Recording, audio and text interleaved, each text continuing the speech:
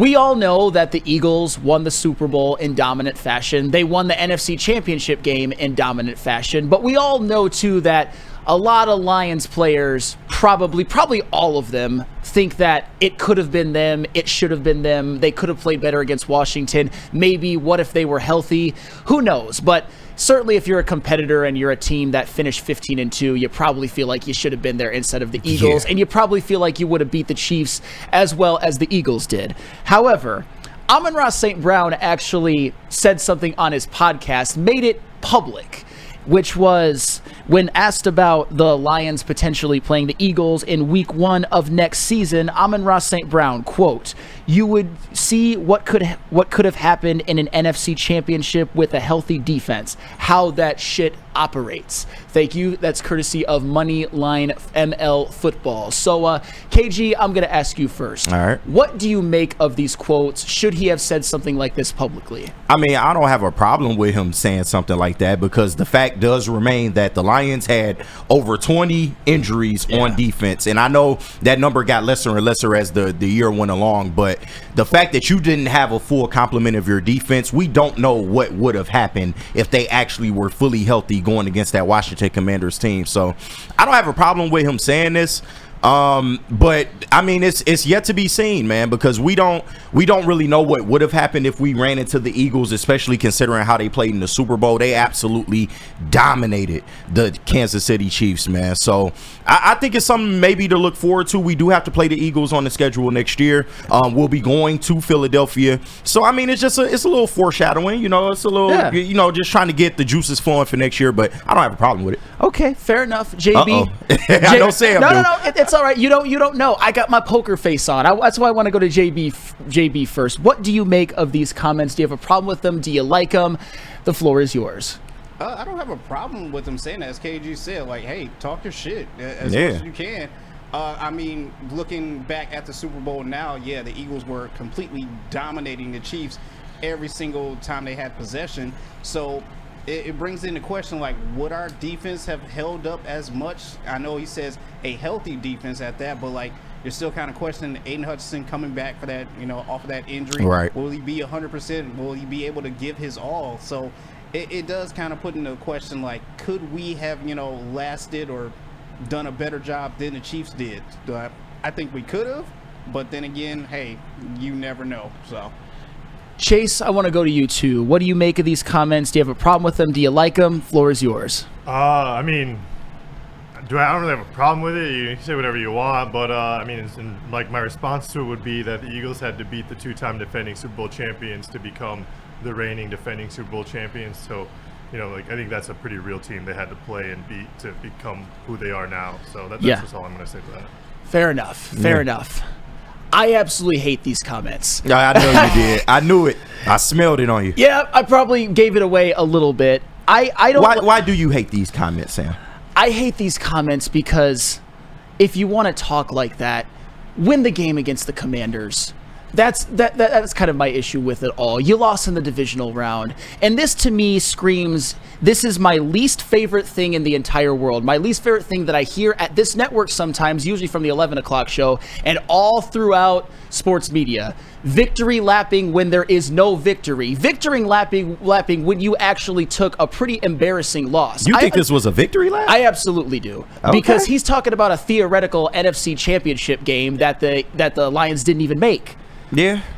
The Eagles. I don't consider that a victory lap, though. But, get there, though. That's my problem. The Eagles not only beat the Commanders, they beat the piss out of them. The Eagles then, in the Super Bowl, had the defending 2-time champion down 40-6. 40-6. What I would have preferred Amon-Ra St. Brown to say is something like, I'm looking forward to playing them next year. I'd like to see how our healthy team stacks up against theirs. I just don't think you should invoke a hypothetical NFC championship game that you didn't even make. And I've used injuries as injuries I think lowered the ceiling of this team, but I still think there was no excuse to lose to the damn Commanders. And in fairness, they had everything that they needed to beat that Commanders team, and I do stand on that. I understand the injuries there. a part, but the Lions got to a 15-2 record in the face of injury. So I expected them to go into that divisional round game and do what a number 1 seed should have done. So I will give you that, but to say it's a victory lap, I don't necessarily view it as that. I just think it's more so motivation and just, just kind of wondering what if, because I mean, it's hard as a player to not visualize yourself in that NFC Championship game when you were the number 1 seed, when you did have 15 victories going into it. And we all know that the Lions should have beat the Commanders. They didn't. We got to live with that. But I don't think it's by means of I don't think it's a victory lap by any means. Yeah, I can see how you could come to that conclusion. In Jeff Reviews in the chat, ignoring everything he said healthy, Sam. No, I understand. It's just the reality of the situation is they weren't. And I personally think, and I know this isn't what he's saying, that the Lions, as constructed with the injuries, they would not have beaten the Eagles. I think you can talk about how next year playing the Eagles should be a motivating factor, and going to Philadelphia could be fun, maybe ruining their Super Bowl ring ceremony and all of that. I get all of that, but just invoking an NFC championship, a hypothetical NFC championship game.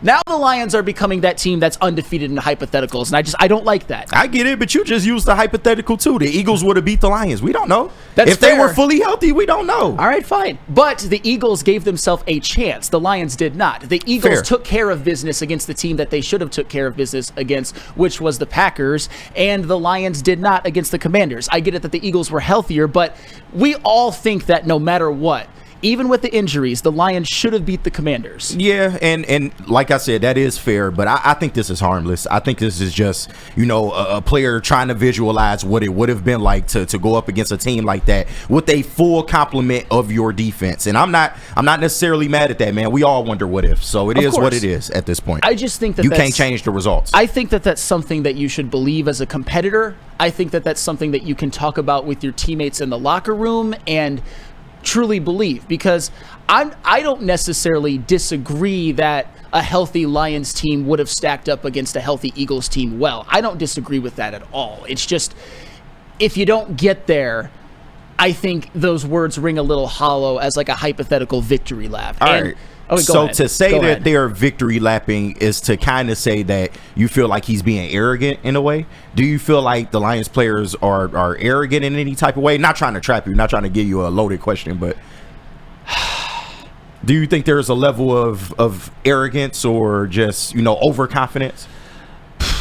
Okay, so as a player, you have to believe certain things. And obviously the Lions had a right to be a little bit arrogant during the 15-2 season. My thing is that I just hope that what happened in the playoffs and what happened this season and how it just ended so badly gives the Lions, the players, and the fans, even myself included, a healthy taste of humble pie. I'm not saying that don't go into the next season overconfident. It's just that I truly believe that Lions players, Lions fans lost track of the fact that you can lose. Yeah. Things can happen in the playoffs. Nobody even thought that it was a possibility that they could lose at this point, to the point where if you didn't predict double-digit victories on the show, you're a hater. You know what I mean? So they overlooked the Commanders is kind of what you're getting at. Probably. I mean, look how they performed. They were terrible. Yeah. I mean, I'm not gonna sit up here and say it's completely out of the realm of possibility, but I just don't see a Dan Campbell coach team being like so overconfident to the fact where they overlook an opponent. This Lions team has never overlooked anyone. Now, do I think they went out there and didn't execute? Absolutely, but I stop short of overconfidence or overlooking an opponent, because the Lions track history tells me that they don't do that. So. Remember what Dan Campbell said to Kevin O'Connell after the game? See you in 2 weeks. They did. I get that, but you were a number 1 seed. If anybody has the right to talk, I think it's a 15-win team. But do I have the right then to be like, maybe MCDC, you shouldn't have said that in hindsight? Yeah, but true. But everybody's eyes were on the prize. I don't think it's overconfidence by any way. But they did not execute. So I can't just sit up here and be like, oh, you're just completely wrong. No, but I just don't see that with a Dan Campbell coach team. I've never seen that out of them. So, and I hadn't either, for the record. And I'm not even necessarily saying that the effort wasn't there. It was just the execution was not good. The injuries did hurt them, obviously, but if you don't turn the ball over, you still win that game. I lost it. And win it pretty damn convincingly. Maybe you don't. Because you go up 17-3, man, I think the outlook of that game completely changes. But we'll never fucking know, unfortunately. Thanks for bringing my hurt back.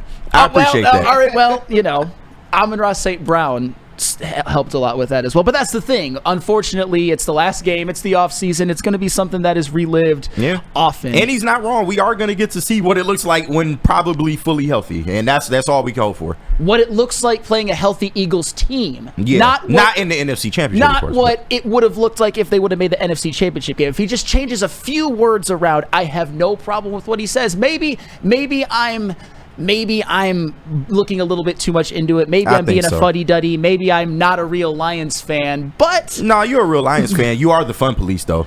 So I'm just saying. You lucky I ain't got the buzzer over there. Will don't know the buzzer yet, but they lost to the Commanders. There is no NFC Championship game. I get it, man. But it's just it's reminiscent on a season that was a good season. Yes, it ended in failure, but overall it was a good year. And I think it's okay to just wonder what if. I mean, shit, we all wondering what if as fans. I don't think that's a problem. I don't wonder what if. It's in the past. There's no point in looking back at it. It's not well, change you different. Like, hindsight's 20/20, and it's easy to say coulda, woulda, shoulda, but all you can do is just focus on the things you can focus on, and that's the future. I mean, true, but as a player, you probably are still you're not okay with what the fuck happened. You still thinking about that. You're gonna be thinking about it for months. So I do get your aspect of it. You are a fan, and fans can feel how they feel. But as a player going through that, I can't imagine. I would be sick literally until the season starts again. Of course, and I'm sure that they all are. Yeah. And Jerry, which is why I don't have a problem with this. Jerry Miller says something in the chat. Our fans are arrogant now. You asked me that question. Do you think, KG, that we have an arrogant fan base, or do you think they have a right to be a little bit, to quote Carson Anderson, chesty? I do think you have the right, especially considering our history and what the fuck we have been. Now that we have a product that we can actually root for, I don't think fans are being arrogant. Now, there are, maybe certain fans that might take it a little bit over the top, but I think the majority of the fans realize what we have here is it can be something special. And we all think that it is something special. And they've done things that we've never seen as fans. I mean, franchise record and wins, all these records that they continue to break, getting to an NFC Championship, being a #1 seed in the NFC. We've never seen any of these things. So I don't think it's a problem for fans to be confident and pound their chest about a team that's going out there and giving us a reason to pound our chest. That's fair. And I agree with that with last season. I think a healthy dose of humble pie without, crapping on their enthusiasm last year is probably needed, and I think going into next year there's going to be a little bit more levity. And I can agree with that. Kenneth Matthews in the chat, great point, Flannel. Thank you. 100% correct. No wonder I read this one, but for real, if you play sports, looking past people cost teams since the beginning of sports. And I'm going to bring up something again, which I brought up after it happened. Some people might not like it. Some people might say, let's not live in the past. I don't necessarily want to paint the fans and the players with a broad brush of being arrogant and looking past the Commanders. But do you know who did look past the Commanders and were super arrogant? Who? We were. Some of those thumbnails, and I was watching from afar, because when I'm not here, I'm not always here, but I'm always here. Yeah. I was like, what the F are we doing? Yeah. Delusional Commander fans think that they're going to beat the Lions. I'm like, what? Well, they have no chance to beat the Lions. I'm like, come. I've always said, and I'm consistent with this, a healthy respect of opponent does not mean you're scared. No. The fact that those two things get conflated make me want to lose my effing mind. Respecting opponents does not mean you're scared. It means you have a healthy respect, and I always have. I would even, before the Jaguars game, be like, Josh Hines-Allen and a Trayvon Walker are formidable, although I would pick the Lions to kill them, but you got to have a healthy respect of your opponent. No, I get that, and I can at least speak for me and Kool-Aid during those 2 weeks.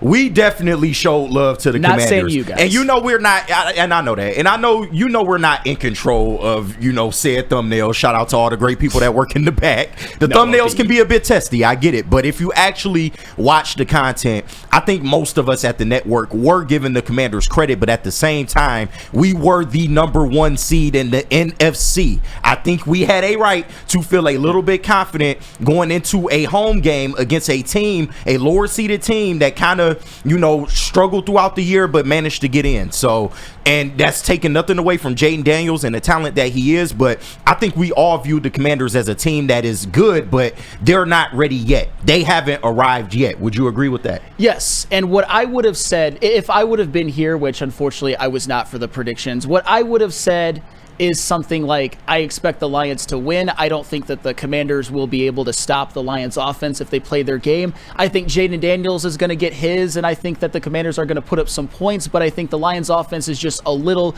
bit better, and maybe a Kirby Joseph will get a timely pick. That's probably what I would have said. And I think, and I'm not saying my analysis is perfect. Obviously it didn't turn out that way, but just as a network, more so as a Big D Energy show, I'm just like, what the F are we doing? And I feel you, but to kind of add to that, when you watch the game and actually saw how it played out, I think we can all agree that, yes, the Commanders were good and they were ready to come in there and play their best game against the Lions, but we beat ourselves.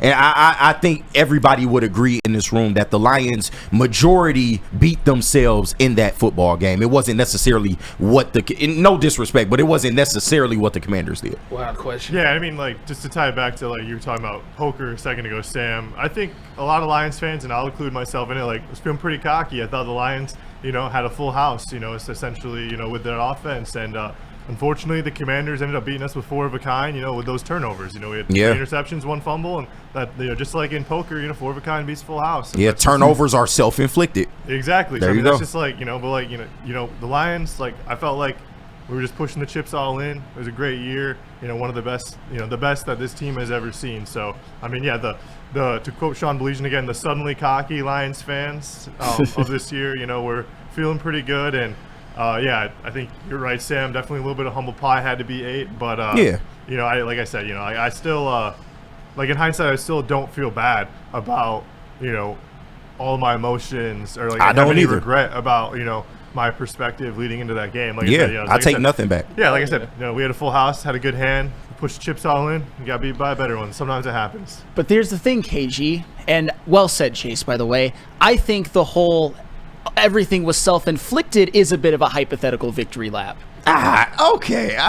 Come on, Sam. I'm just saying. How? It's like, you were talking about, if they don't turn the ball over, they win handily. Sam, you've literally came up here and said that if Jared Goff plays better, they win that game. Have you not said that? Sure, I have. So would that not be self-inflicted wounds? Okay, but the Commanders did a lot. They had to make the plays. Mikey Sanders had to make the plays. I promise I'm not trying to take away anything for what the Commanders came in here and did. But the storyline of this game was that the Lions made too many mistakes, and the Washington Commanders were able to capitalize on said mistakes. Fair. And that's all we're saying. I'm not victory lapping. No, and I think we all think that if any team were more likely to make those mistakes, it would have been the Commanders. Right. But it wasn't. And speaking of Commanders and Lions, because I think we've done enough of this topic, I'm sure people are. We could go all day with people this. Are a little bit. I'm sorry if I brought up certain emotions, and I even brought some up in myself, because we're all still hurting to some degree over that. But the way that I think some of us are coping, or even Amon-Ra St. Brown is saying stuff I don't necessarily agree with, but we all agree that hopefully they come back with a focused new energy and they get the job done next year. And I think they will. But coming up next, reason I said, speaking of the Lions and Commanders, a task was given to all of the WSN hosts, all 9 of us, to rank our top 5 NFC quarterbacks. And I came up with, based off of that, with a consensus based on a formula that I use, and I'm going to show you what it is, and we are going to see if we agree, what changes we would make, or if the list is perfect, which I'm sure not everybody's